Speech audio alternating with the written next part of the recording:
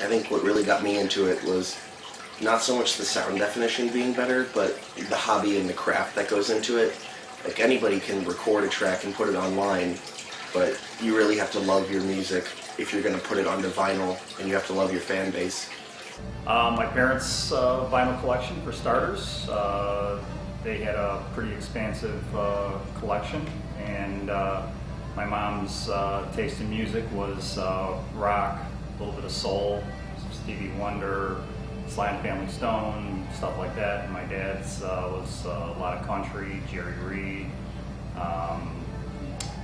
Jimmy Reed, blues too, Johnny Cash, stuff like that. So I was pretty heavily influenced by that and just love the format.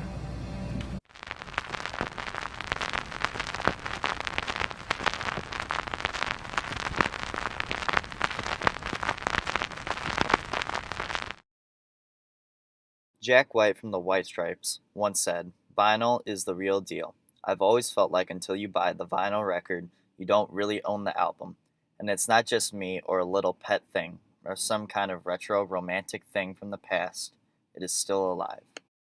In the last 5 years, vinyl has made a remarkable comeback and is more popular than ever. This is all due to new record stores opening up, just like Mile Long Records in downtown Wheaton. And because of these new record stores opening up, the sales in vinyl records has increased significantly. Do you believe the digital market is killing the vinyl industry? I think when alternative methods to vinyl first came out, like tapes and CDs, yeah, it was completely. Old technology always falls to the wayside. But nowadays, with just the opening of countless record shops and music stores, it's really been reintroduced to our generation. No, I believe there's a place for both. Vinyl's never going to be portable. It's two different experiences. My take on it is digital is for listening to something when you're doing something else, and vinyl is for when you want to just exclusively listen to music. And with the resurgence of vinyl records, more and more people are discovering the beauty of owning music on a physical format.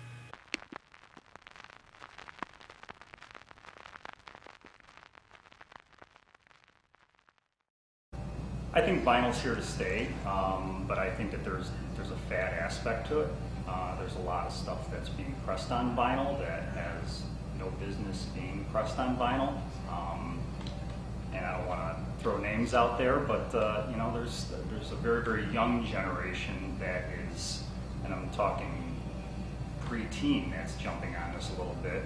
Is it just a trend? No, I don't believe so. It's been around for what? Since they had gramophones. What's that? Back in the early 1900s, late 1800s. I guess if kids are having fun with it, I guess that's the whole part of it. There's a collectability aspect to it, a sense of ownership. So I don't know. Maybe I'm wrong. Some of that stuff seems kind of fatty to me. I don't carry a lot of that stuff.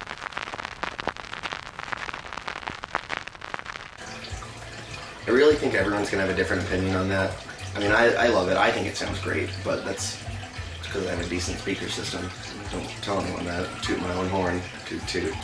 But no, I do think it sounds great. It sounds better, actually, because there's an actual texture to it. Just the very nature of a vinyl record, it's grooves, and inside those grooves are ridges, which are the different wavelengths of sound, and the needle that picks up those grooves, it's touching it, so it's going over it. And it really gives it a warmth, a more full depth to it. I'm not trying to sound like a snob, but I really think it's a better technology. Absolutely. But that's to say that there is great sounding CDs, and there is crappy sounding CDs, and there are great sounding vinyl records, and there are some crappy sounding vinyl records. It's always going to go back to the source first, so depending on how good the band is that's putting music on the medium, how well it was mixed, how well it was mastered, how well it was pressed.